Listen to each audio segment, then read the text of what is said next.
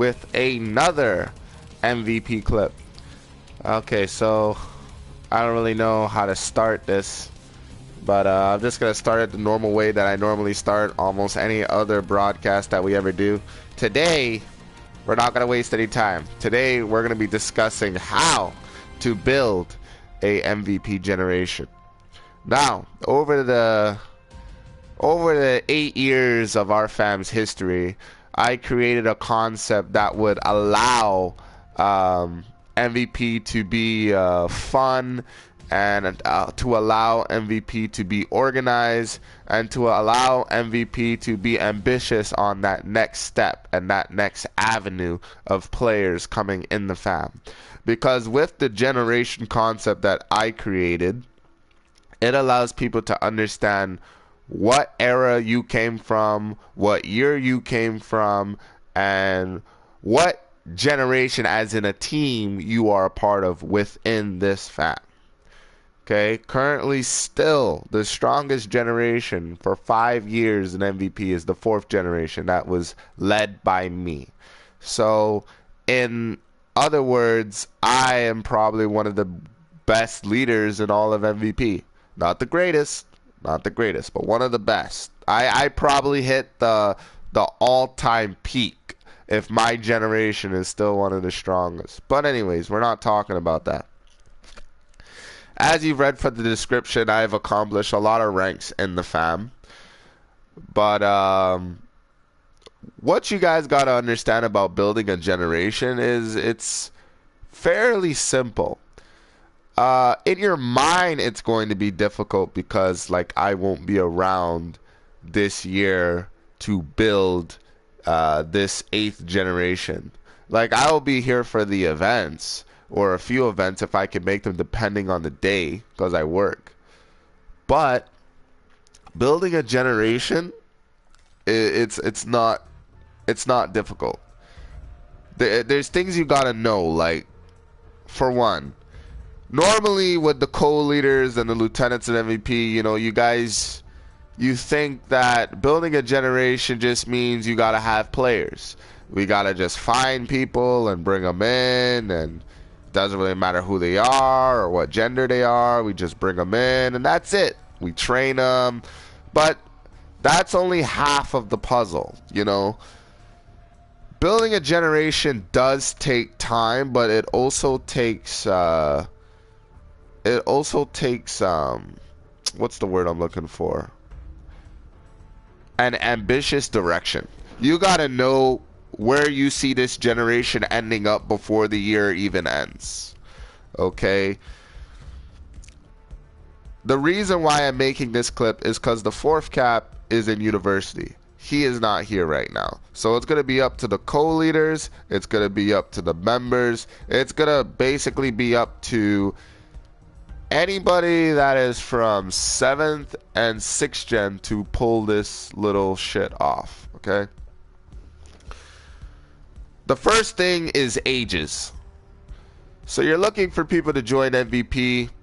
Some people argue with me about the past, about, oh, you can't bring squeakers in the fam. You can't bring people that are loud and annoying. People will change depending on the rules that they understand. But you have to understand this. If you're going to bring in a 21-year-old in MVP, what do you have to look out for? You're thinking, oh, wow, he's a great player. He's 21. He's mature. Like, he's exactly what MVP needs. Nope, he's not. He absolutely is not what MVP needs. You know why? Because this man, or this young teenager, or this young adult, he's not even a teenager, this young adult, he is a young adult. Meaning that he's either in college or he's in university. Meaning that he's probably going to be in university, and then he's going to go to another university, and he's got all these more important things to do beyond the video game that he can't really invest any time whatsoever to be here. So the first thing we got to talk about is ages. And why you got to understand that just because he's 20 or just because he's 18 doesn't mean that he's going to be the next fucking big thing in MVP, the next Cheesemo or the next Edward or the next Royal Toloy or the next Spartan. No. No, no, no. When it comes to generations, you got to focus on the young bloods, not the old bloods. The old bloods already know how to play Call of Duty, or they have some clear idea of how to play this video game, okay?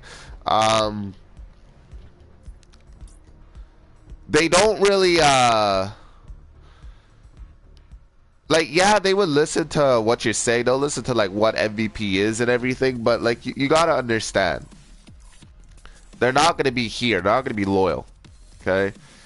Plus, they got their own friends to play with and everything like that. So, when you're looking for people to join MVP, the first thing you got to know is how old they are.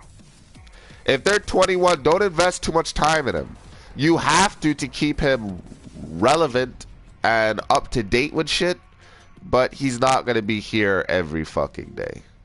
He's not going to be playing all night and all this bullshit, okay? Anyone of the age of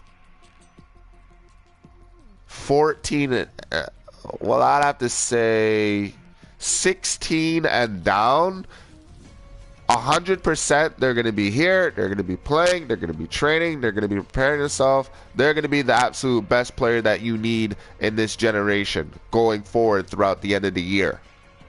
Okay? Because 16 means that he's in grade 10. And that means he still has 2 more years of high school, which would mean 2 more generations to play with the fam. So that's 3 generations, that's 3 years, okay? Then you got to look at the summer break. So that's 4.5 years. Or that's 3.5 years that he'll have playing with the fam. 3.5 if he's 16.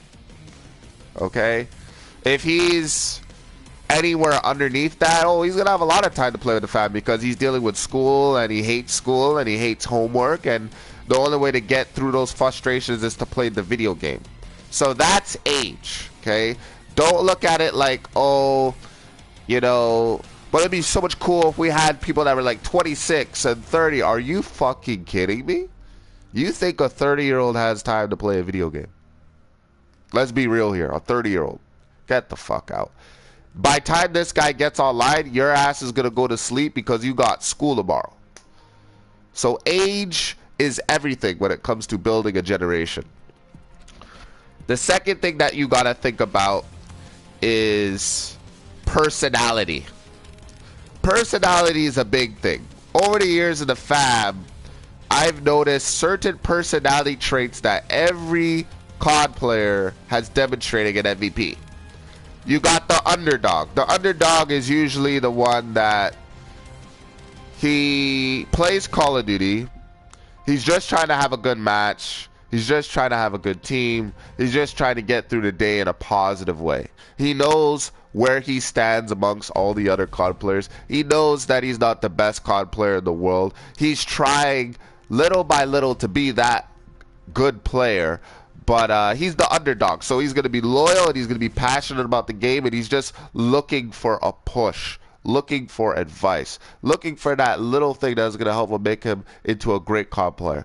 The underdogs in MVP have always showcased that they are the most loyal and they are the most determined because they know, the thing about underdogs is they know what it feels like to lose. They've lost over hundreds and thousands of times. They know what it feels like to be a loser. So once you train them, and once they're and obviously they're going to be persistent because they're an underdog, then you know right away that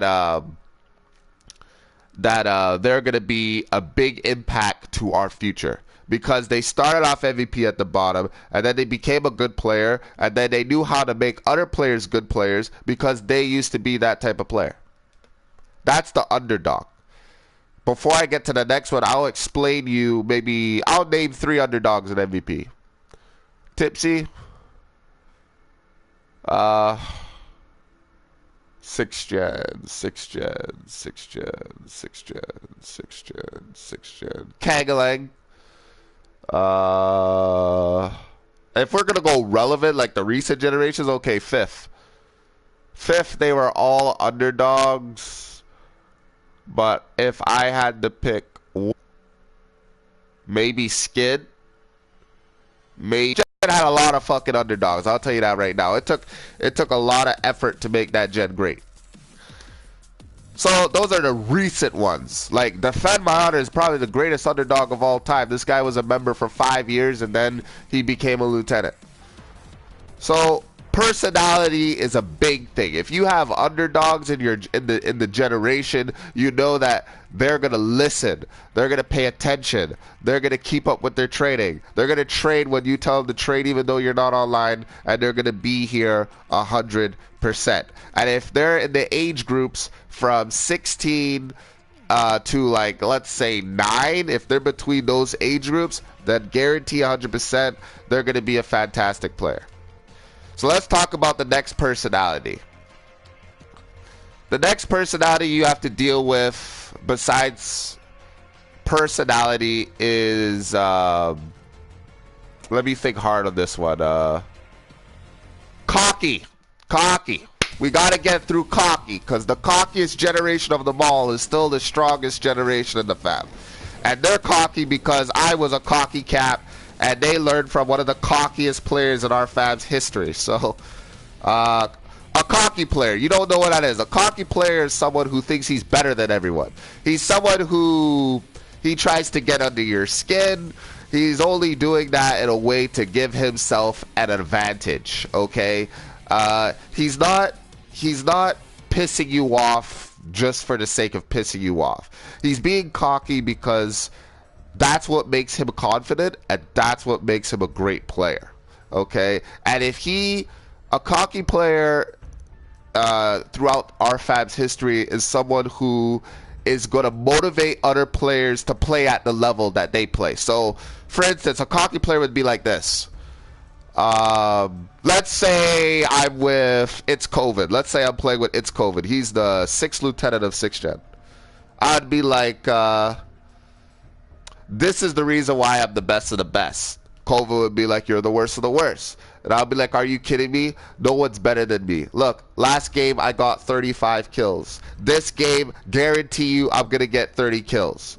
Let's say the game, we do the second game, I get 30 kills. Then COVID would say, you just got fucking lucky, you were just camping. I'll be like, then 1v1 me. That's a cocky player. Cocky players, if they're between the ages of 16 and down, or even 17, I'll even squeeze 18. 18 through 16 is good to have in a generation. But you gotta watch out for them. They're good to have, but they can fuck shit up faster than they can build shit up. You get what I'm saying? A cocky person is someone who, he's gonna listen to what you say. He's gonna follow all the rules and everything like that. But depending on the way you train him, he can turn out to be a piece of shit. Okay? If he's cocky and he's trash and you train him well, he's probably going to still be a little cocky when he gets really good to his peak. But at the same time, he's going to be like, what's the word I'm looking for? Mature. He's going to be mature, but a little cocky. And that little cockiness is probably going to be with a 1v1 only. Like, if you're playing online, it's a different story. If you have a cocky player that is good when he comes, like, he's average. I'm not going to say amazing. Like, he's average, but you still kicked his ass on the debut, and you've been kicking his ass for 3 months training him, right? Then the problem is he's going to listen to you because you're his teacher. Right? He's going to respect you because you are his teacher. And the way he acts around you is going to be different from everyone else because he respects everything you've done for him. The flip side of the coin is if he's with someone else who's teaching someone else, or he's playing with someone else that is in the same sort of playing ability or bracket level as him, he is going to end up to be an asshole. This has been facts throughout 8 years of our fans' history that I have seen the cockiest players known to man. Suicidal was a cocky player, but he wasn't an asshole unless you faced him in a 1v1. Royal Diamond was a cocky player, but he turned out to be the biggest asshole I've ever seen in my life. I thought I was probably one of the worst, cockiest players in the fab. And by worst, I mean like on a level where I was cussing people out and everything. Diamond was literally one of my students. So he had to become me, right? He was the Cheesemo in 4th gen. 100%. 100%. He was the Cheesemo. But yeah, those are the two types of cocky players. Now, I'm not saying that they won't give the fam value, because what cocky players bring to the fam is confidence, and they try to boost people up. Okay, so what? He said you're fucking trash and you're not better than him. So then get good. Beat him. Beat him. All you gotta do is beat a cocky player once or twice the same day, and his ass is still gonna be cocky, but he's gonna respect you. So now when you guys go online, it's gonna be like, I'm gonna get more kills than you. And you're going to be like, no, I'm definitely getting more kills than you. I'm going to be number one. And that's what you need in a generation. You need guys competing with each other, seeing who's really that top guy. So that's the second personality trait. What's the third? The third, underdog, cocky, shy. I've dealt with shy members in the past many fucking times. I've dealt with girls, normally girls that come in MVP, they start off shy and they don't really know how to like, they don't really want to talk to people. Like, they would talk to me because I'm the founder, right? But when it comes to talking to everybody else, they're shy and they don't know how to express themselves.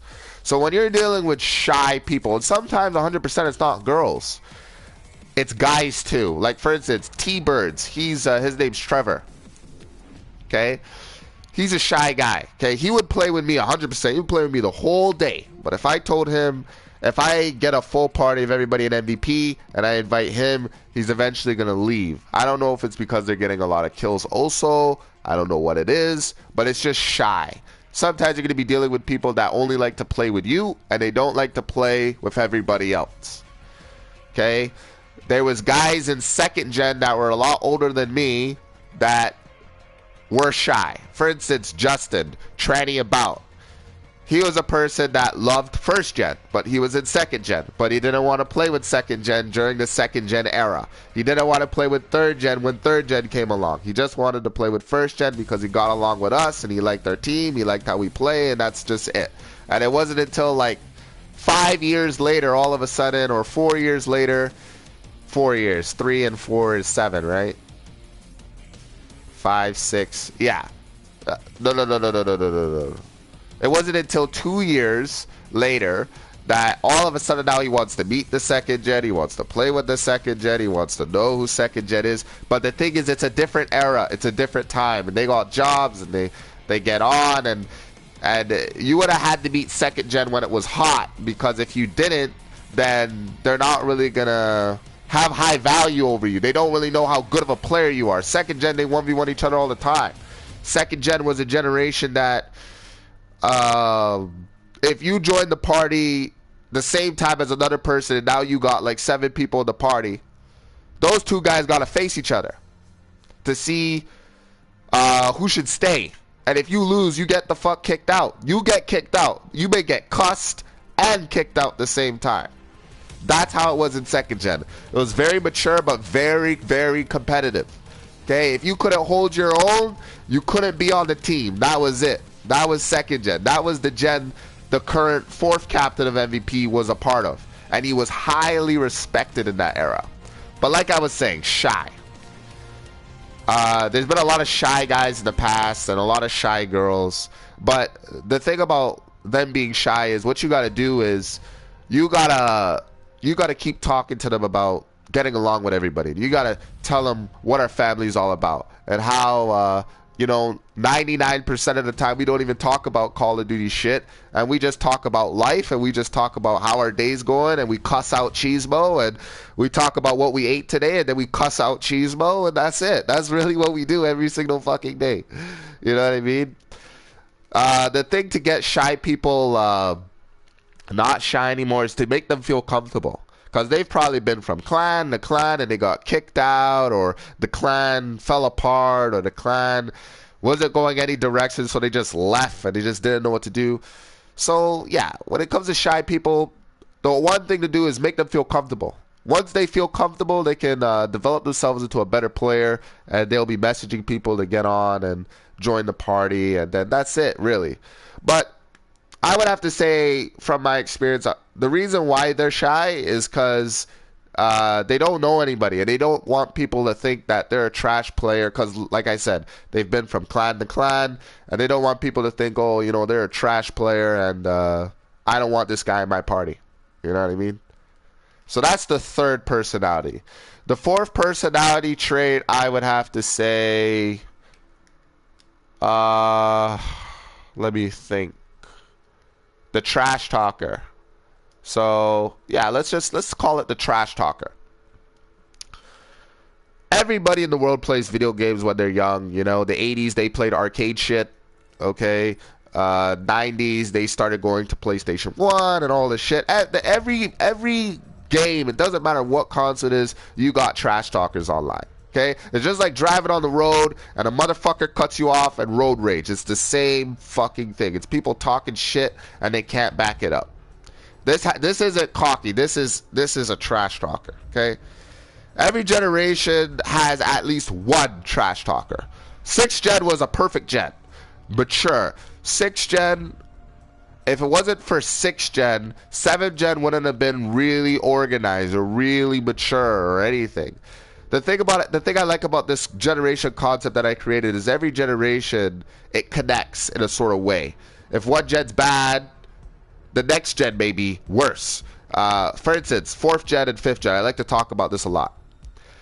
4th gen was the cockiest is the cockiest generation on all of MVP. But cocky in a way, and Royal to Loyal, who's the 3rd captain of MVP, is from 4th gen. They're cocky in a way where they boost themselves up to be better. And when you have a whole generation of cocky players, you already know that they're going to be averaging like 35, 40, 50, 60 plus kills, because they're always trying to get to that next glass ceiling. They're always trying to break this new barrier. They're always trying to be the best player of the fucking day. They're trying to become cap. They're ambitious. They're fucking cocky as fuck. Then you got 5th gen. Because they were cocky, 5th gen became the trash talking generation. They were literally exactly what I'm explaining. Trash talking. They would say, you're fucking trash. You're a piece of shit. They'll cuss out your mom. They'll at the beginning of 5th gen, they weren't ambitious, so they would say shit like you know, I don't need to try. You know what I mean? Like, they were just assholes. You know what I mean? But they were all members. I think there was 64 members in 7th gen or something like that in 3 months. All trash talkers, you know what I mean? These are people that lose and they talk shit.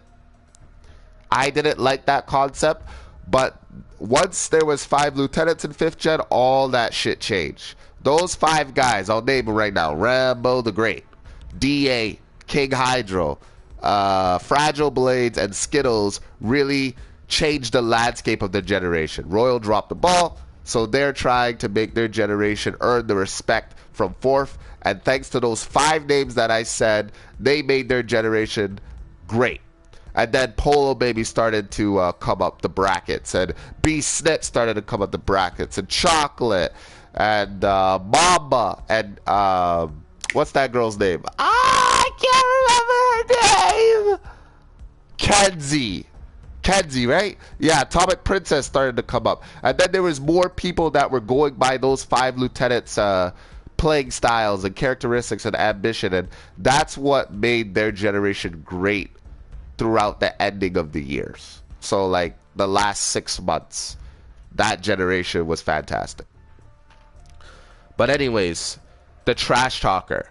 The trash talker is a person that, you know, he just likes to piss people off, and he's a leader, because normally trash talkers wouldn't piss people off if they weren't leaders, but since it's a video game and not in person, they're followers. But the trash talker, he's just trying to get attention because he's not a great player, and he's just trying to get attention another way. But it's a bad way.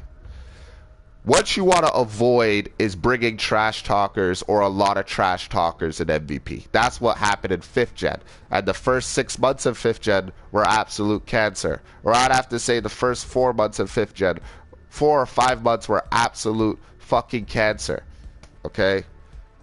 And you can't have trash talkers talking with cocky people. That's like a nuclear bomb. It doesn't connect. It doesn't work. It just makes everything worse. And then when you got Gen versus Gen, it's going to be 4th, 5th. Whoever wins is going to be the best generation.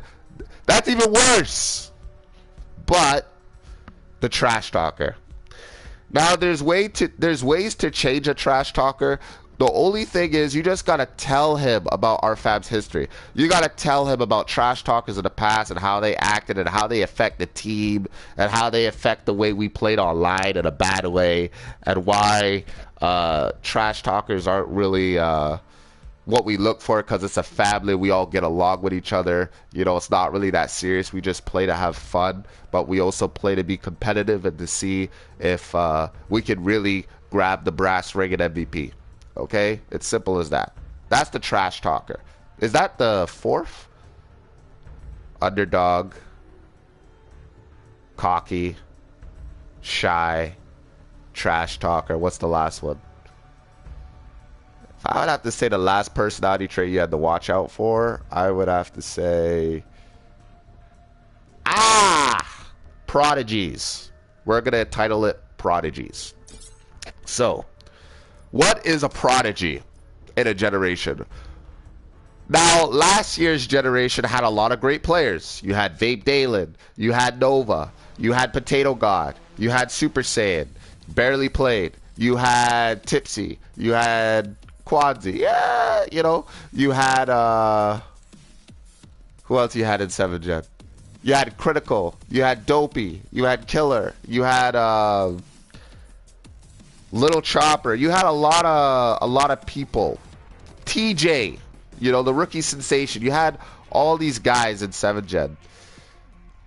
But no one, the only person that was really a trash talker in that era was kind of Little Chopper-ish.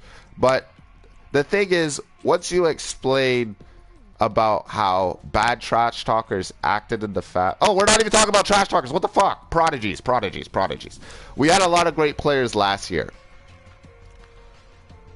But it took a whole year before Tipsy became that guy. But at the time in early 7th gen, there was this kid named Tavon, and I saw him as a prodigy because he was naturally just good at everything that he did. He was telling me his backstory on how he was in other clans, or he would be in other parties, and people would tell him, you know, you can't use the highest streak in the game because you take all the kills. You have to use small streaks. You have to use these certain streaks. Now, Tavon would still get first place, but it was like they were limiting his playing style. So when I met this kid, I literally took off all these weights and all these shackles and all these handcuffs that everyone put on him and all these locks, and I let Tavon be Tavon, and he reminded me of Breezy. And I was like, this kid is a prodigy. How to deal with prodigies. The first thing is, if you're not a captain and you're a lieutenant and a member and you find a prodigy, you bring them an MVP, don't give them too much attention. Yeah, naturally they're gonna get a lot of comments, like, you know, and what's the word I'm looking for? They're gonna get a lot of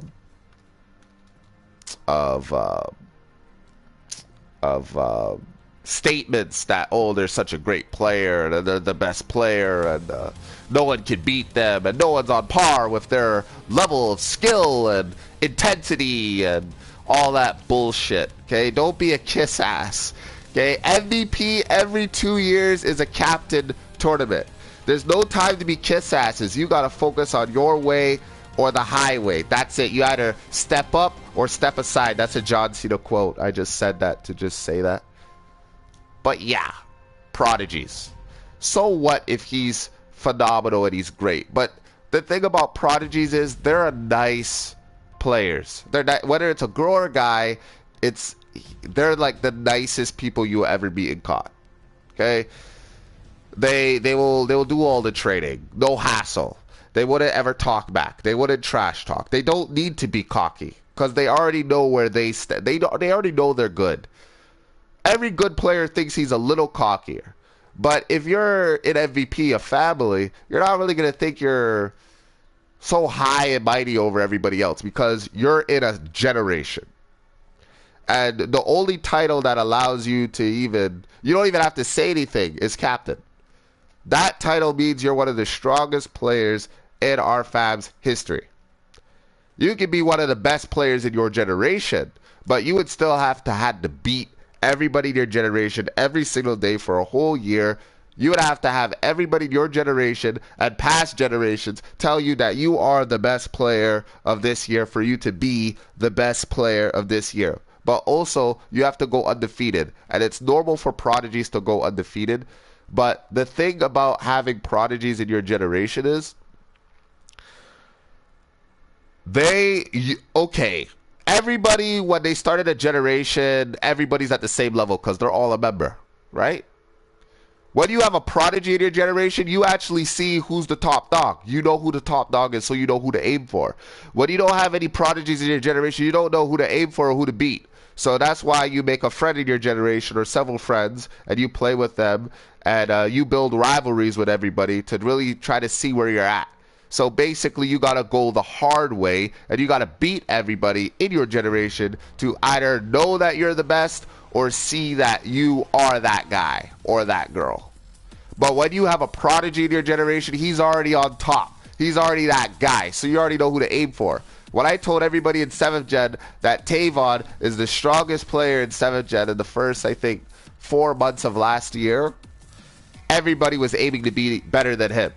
Whether it was a free-for-all or anything, everybody was prepared to take that mantle, take that WWE championship. But the thing about prodigies that you have to be aware of is their other friends and their ambition. Because sometimes you may have a prodigy in your generation like Tavon, but then they start playing with their friends from school, which isn't a problem if you're a member. If you're a member, you can do whatever the fuck you want. You don't have to play with the MVP for 3 fucking years. I don't give a shit. You're a member. It's not like you're a co-leader or a lieutenant where you have to be here. You're just a member. So I don't care, you know. But sometimes prodigies, what they do is they get all these compliments and they get all this satisfaction, and then you know what happens? I'll tell you what happens. They show up less. They play less. They train less because they're already that guy, so they have nothing to work with. Nobody's better than them, so they have nothing to prove. So they're just not going to play for a while. The thing about prodigies is if they were to return, let's say they returned after being gone for 5 months, and they see that there's a guy, for instance, Tipsy. He's first lieutenant of 7th Gen. That means of everybody in 7th Gen, he was considered probably one of the strongest, the loyalist, the best players of last year of 2018, which is why he earned that title. He earned that title because that entitles him, and this is some old shit, but that gives him an 85% chance on winning a captain tournament, an MVP, because he's first lieutenant. The reason I say 85 and not 95 now is because Spartan was a second lieutenant, and he was the first, lieutenant that wasn't a first to become captain in our history. Which means that any rank, any number, you can become captain now because Spartan broke that curse. There was a lot of pressure on Royal Taloya when he was first lieutenant of 4th Gen, but he pulled it off. And I knew he was because he was first lieutenant. I'm not an idiot when I promote people. I know who's first. But like I was saying, they play less. And the problem with these types of guys is they may have all the tools. They may be a leader. They may have their own clan. They may understand how to do all this shit. But if they're not showing that loyalty and they're not here, then they're just a piece of trash. And I don't have times for pieces of trash. They come in, they say hi, whatever. But if you're a member, I don't care. If you're a lieutenant, that's a problem.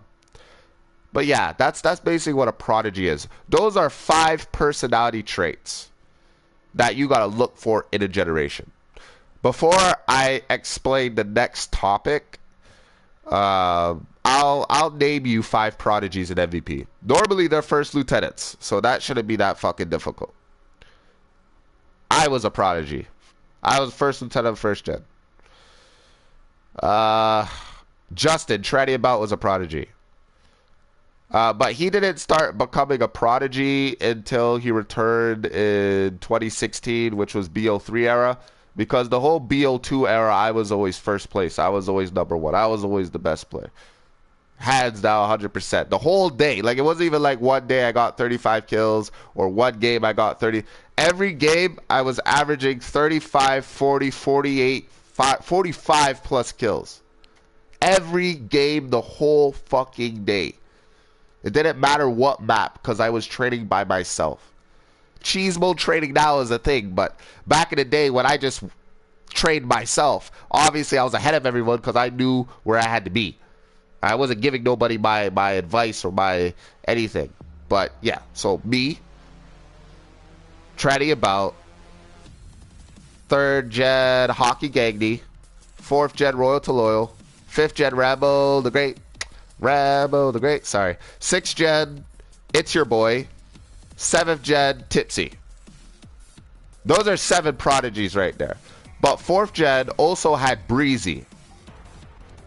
There was 2. I thought I nicknamed Royal to Loyal, the 3rd captain rank. I nicknamed that rank a prodigy rank. Because anyone that was going to be the successor of me was going to be a prodigy. And Breezy came back, and then he was highlighted as he was undefeated. So yeah, Royal's captain, right? Royal's a great player, but Breezy's undefeated. So 4th gen had 2 prodigies. Just like how decades before their era, 1st gen had 2 prodigies. The first captain, Edward, and me, a member, and then lieutenant. So you get what I'm saying, right? 1st and 4th are 2 of the strongest generations of all time in MVP. 1st was the strongest for 4 years, and 4th was the strongest for 5. Hockey Gagny from 3rd gen. He was in my gen, and at the same time, he was brought in by the 1st cap. And from those 2 recommendations, he was also a part of the New Pioneers. Now, the guys in the New Pioneers were him, Codfather, and Gabe. But now they are in the original Pioneer class. They're not New Pioneers anymore. Right? And I already did a video explaining that, and you can watch it in the channel. What made Hockey Gagny good was he already had the talents of both me and Edward combined. At the time, if I was to go back to 2013, he had our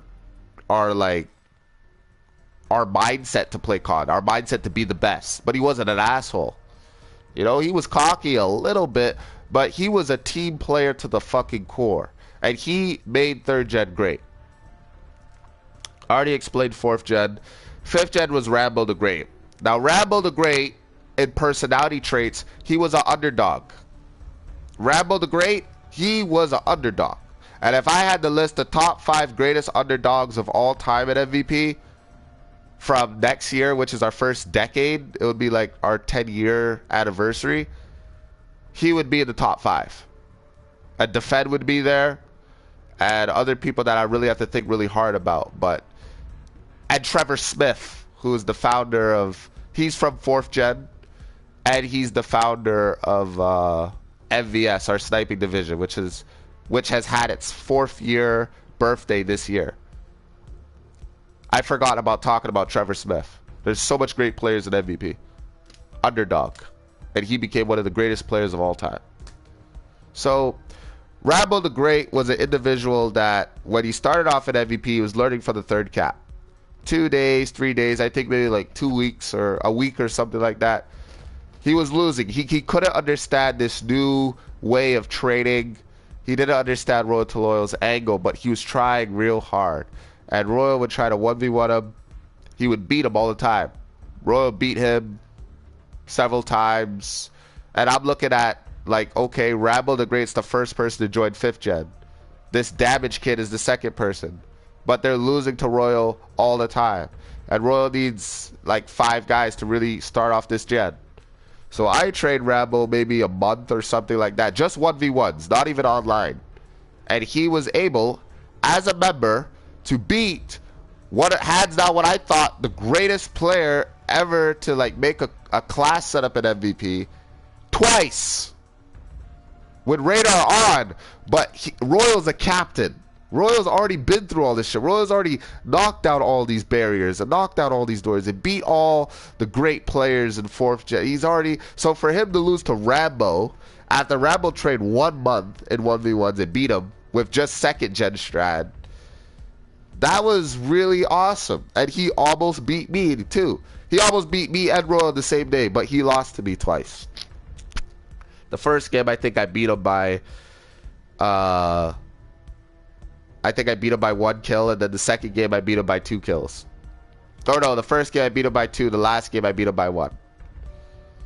But the reason why I stood a better chance at beating him than Royal was because I trained him. So keep that in mind for those who are bringing people in and those who will be training the people that you're bringing in. Okay, that's enough about Rambo the Great. So we get to It's Your Boy. It's Your Boy, he recently made his return to the fam. I'm very happy he's back. But It's Your Boy, he was a kid that he had breezy type features. This kid was young. This kid was 9 years old or something like that. 9 years old, and this kid was averaging 45 plus kills, nuclears, everything. He was nice. He was respectful. He listened. He trained. He 1v1. He faced both me and Roy Toloyo. It's in the channel with a guy he brought in MVP named Rage Panda in his generation. It's Your Boy had all the characteristics to become the 4th captain of MVP. I saw it. But like I said when I was explaining personalities, when you're dealing with a prodigy and you give him all these comments, and he's already on the top of the bar, and he's already got all these what's the word I'm looking for? He's got all these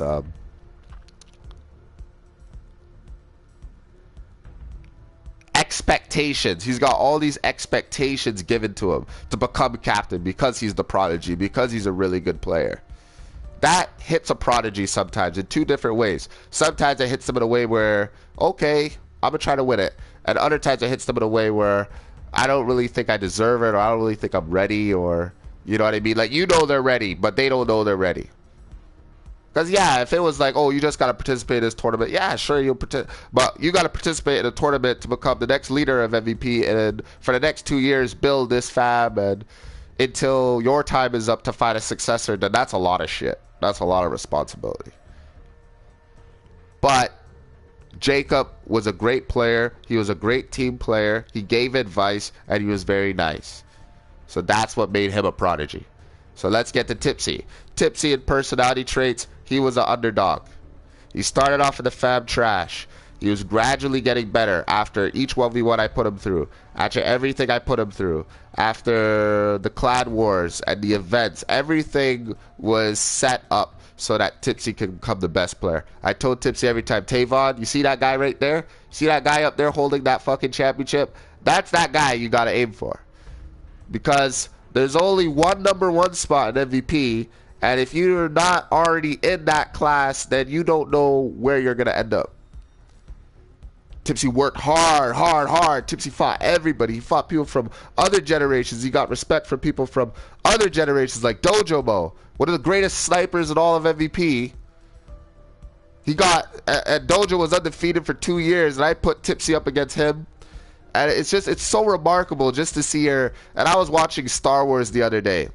And you know how Star Wars, they have patois or something like that? Like, you know how Obi-Wan was training Anakin? That's the type of feeling I have as a teacher. So when I see 2 students I've trained face each other, that makes me tear up, and I have to save that clip. But yes, Tipsy busted his ass, and he became the top guy, and he is right now. And Tipsy's this new direction that I'm taking in the fam, Tipsy, any person that gets bringing MVP, Tipsy has to see them, record the debut, and he's got to put it on the channel. Any clan war, Tipsy's got to post it. And once 8th Gen has like 5 or 3 people, and they're in a party with Tipsy and stuff like that, Tipsy's got to post it to the channel so I can see when I get home from work what they're capable of. So this new direction, it's going to take every co-leader in the fam to step up. It's going to take majority, 95% of 7th Gen to really find 8th Gen and build it, since they're the previous gen. But those are prodigies. So if there was one last thing I would have to say about building a generation, since we've talked about all the 5 personality traits and what to look out for, the main thing that you guys got to understand is teamwork. You got to be here. You know, I don't know if it, like, because I don't know what it feels like to be a part of 7th Gen or 8th Gen. I know what it felt like to build them, but I do not know what it feels like to be entitled, like, okay, you're in 7th Gen. MVP's been going on for like 8 years. You're in 7th Gen. What does that feel like to join something that's been going on for nearly a decade? But as the months go on and I see how they're training and how they're playing with each other and how they're improving, it's not really that much different from the very first generation at MVP. Everybody, you see, because it's a generation. You know, if there was no generations, nobody in the fam would be ambitious, because it would be so hard to see where you're at, or to see if you're that guy, or if you're the best player of the year, or if you're the rookie of the year, or anything like that. It would be really hard. But with a generation concept, you literally put everybody that joins in 1 year in a bowl. And when you know that old saying, like when you have a bowl full of crabs and you see one crab trying to get out and he's almost out, you grab his leg to pull him back down. That's what I build. I build a bowl of crabs or a tank of sharks. There can only be one to get the fuck out. Who's it gonna be? And that has manifest, and that has become our fam's drive. It's like our engine. It's our engine, and that keeps us going through year after year after year like it ain't shit. So like I was saying, teamwork. Okay, every generation has to go through training and 1v1ing everyone in their generation, and until you see that they're at their peak, then they can start 1v1ing people from 7th Gen. So if I was talking 8th Gen this year, you guys are going to be going through a lot of training, a lot of 1v1ing. You're going to be losing a lot. You're going to be winning a lot. You may have a slight issue with a person, but it ain't going to be all that big. And you're going to have a weight put on your shoulder that you are the future of the family. You are. I'm an old relic now, but I know that any member that comes in MVP is a great rank, because they don't got a lot of responsibility. All they gotta do is just train and play. The thing to keep your generation, now is the last thing we're gonna talk about. The thing to keep your generation a continuous thing and to keep them all playing with each other is you have to do something that I did in 6th Gen. You have to make sure that every party 6th Gen's in there. If you're the only let's say if you get online and you notice that 8th Gen members, let's say there's 4 of them, they're online right now. You look at the parties for PS4 and you see that they're not in any parties with anybody. Grab those guys in your party, go online and play. That's it. Because what can make a... sorry, I didn't eat breakfast. What can make a generation fall apart is if you're not making them feel that team vibe. If they're not playing together as a team and they're not playing with each other anytime. Just because Tipsy is going to be organizing the videos in the channel and stuff, since I can't do it since I work afternoons. Until I get hired fully, then I'll probably work nights. So I'll have time to play in the mornings and I'll be a big impact. Because I've built 7 generations, you know, so I would know how to build or I would know how to help out a little with 8th gen. Because even me, as a general, I still have to do somewhat of a little bit of help. A little bit, not a lot. And, yeah, there was a thing I was going to say. A last thing. A last thing over the last thing. Teamwork. Generation.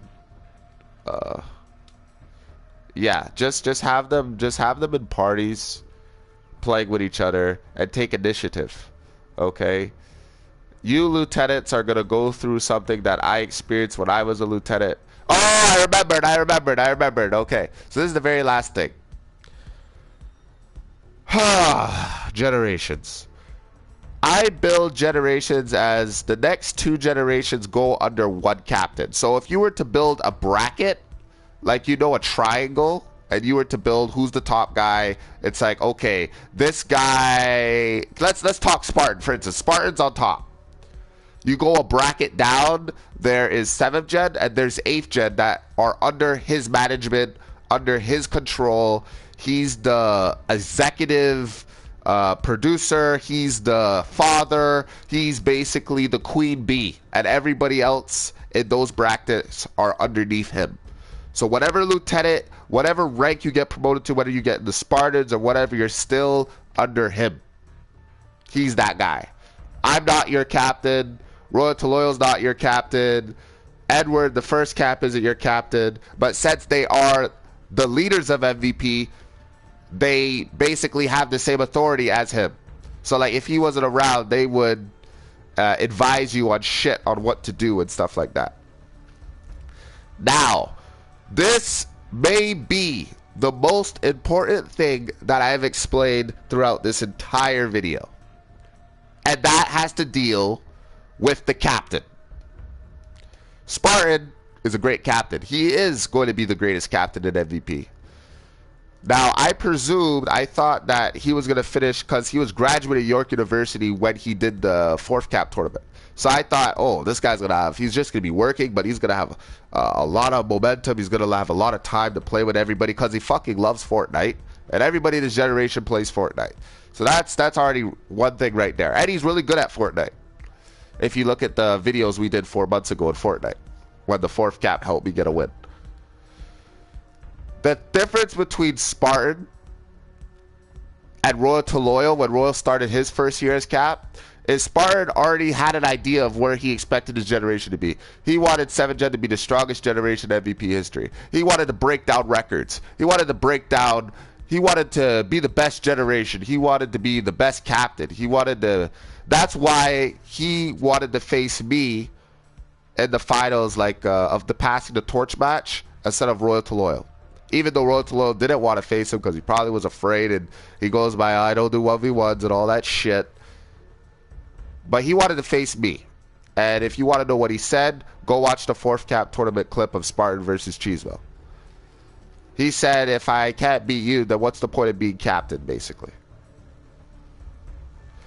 He's a great leader, and he's a very ambitious guy, and he knows where his generation wants to be, and he has a direction. And when you have a leader that has a direction, you already know your generation is going to be organized, and it's going to be the best that it absolutely can be. And 7th gen was actually fucking perfect.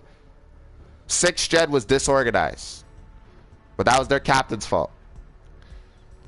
They were mature, they were there, but disorganized. When it came to the events, we couldn't do one fucking event because it was so disorganized. People weren't online and people couldn't play. People were on Fortnite.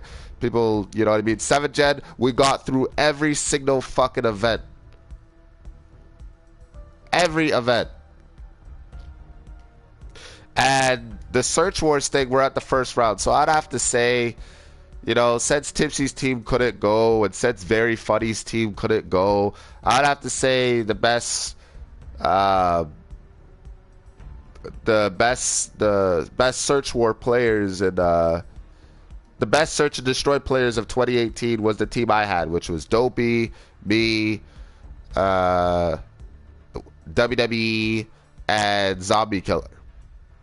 I would say that's probably the best, because those teams, they couldn't go. You know, weeks were going by, and then months were going by. It's another month, and You know what I mean?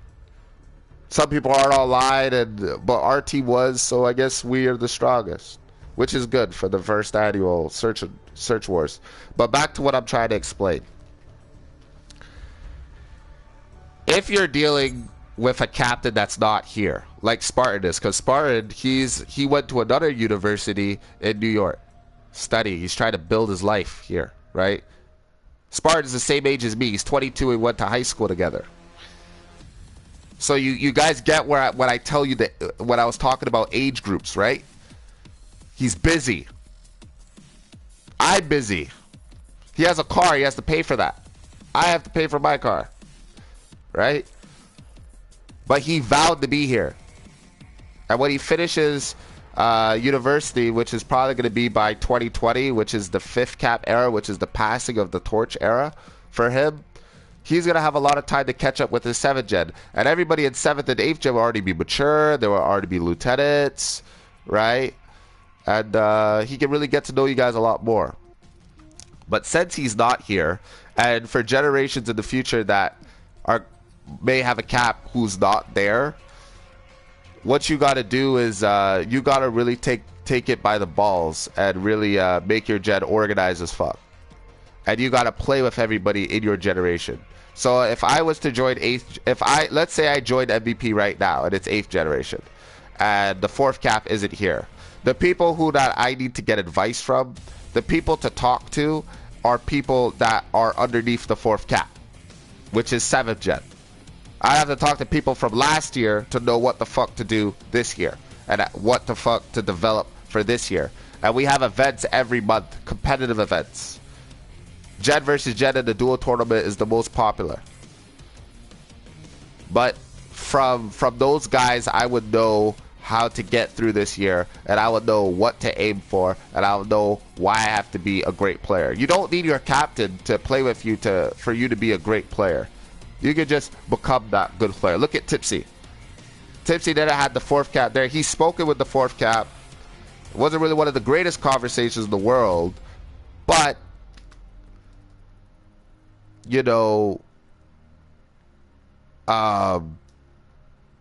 Tipsy didn't need his captain to become great. He went to other players. He was trained by, he was brought in by Monkey Blaster Caden. Okay?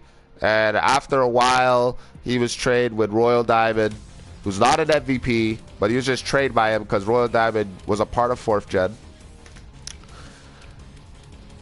And he was 4th gen's 3rd lieutenant. So that's why when you see videos like the legendary Royal Diamond, we just call him a legend because he paid his dues. He did everything that every member is going to go through and all that shit. But Tipsy was trained by him. He was trained by me. He became a good player. So when you're trying to build a generation and your captain, the captain of that gen isn't there, what you have to do is any new person that comes in the fam, you got to add him as a friend. You got to talk to him on a weekly basis. You got to tell him what the fam's all about. And you got to earn his trust, train him a little, and play consistently. And that's just going to pay off, okay? Because building a generation takes time. But if I would have to say the very last thing you have to look for, once you have 5 guys in a generation, the first 5 guys, that generation's off to a good start. Because first gen didn't have that, but first gen had like 13 people in it. But the first 5 were the foundation. And we played every day, and we played with each other every day. We didn't 1v1 each other, but we played as a way that we were all solo players. And after we've played the whole year of tryharding all the fucking time, after a while we were able to... It wasn't until, I think, the 2nd year of first gen, our 2nd year as a generation, that we started to actually talk during our matches. I got a mic in 2012, and we started to actually talk. Because MVP got started in 2011. Okay? We used to talk about high school and shit and still do good. But we would talk about bullshit. So if you really want to make 8th gen a great generation, talk about bullshit before the match starts. And when that match starts and the clock hits 1 or 0 or whatever, serious mode. No talking. Focus on the fucking match. Focus on trying to get more kills than someone from 7th gen or 5th gen or whoever fucking invited you that day to play with. Because these guys have already gone through everything that you're going to go through, and you are going to be a fucking great player in the fam. Trust me, I have seen the worst players to ever come in here, the worst players in COD history, and they became one of the greatest players I've ever seen in COD. That's what MVP is all about. That's the purpose of this clip. This is a long clip, but that's what I'm trying to. That's why I made this clip, because you guys just think, oh, we just gotta find people and bring up. You gotta look at so many things that you're not looking at. Spartan already knows those things because he's my friend and he's my best friend in real life. I know who Spartan is. We went to high school together. You know, we're niggas, okay? And I'm actually black. But that's the thing. Some people know and other people don't know. Don't just go bringing random people in the fam and you don't care about their what personality traits they have. Because the thing is, if you know their age group, then you can tell if they're going to play consistently. If you know their personality trait, you know what player they're going to develop in before they even develop into that player. Okay? I forgot the third thing that I talked about. If you know that they're playing with like the guys in their generation consistently, you know that the more they play with each other as a gen, the more they're going to be strong as a gen. That's why 6th gen is nicknamed the mightiest generation of them all, because they played together as a generation, just like the previous 5 did, which made those gens great. And 7th gen took that and their gen became great. So then now when you have 8th gen, play with each other. Because you're not going to know who's the nigga. I'm sorry, I said nigga. You're not really going to know who's the guy until you're in the same party with the guy. Okay? And that's going to end this clip. I'm probably going to watch this clip while I eat cereal, then get online to play a little GTA, and that's about that. But listen, guys. MVP, we're going to hit that 10th anniversary. And everybody in MVP from all the generations are all going to be very happy that we got to our 10th year.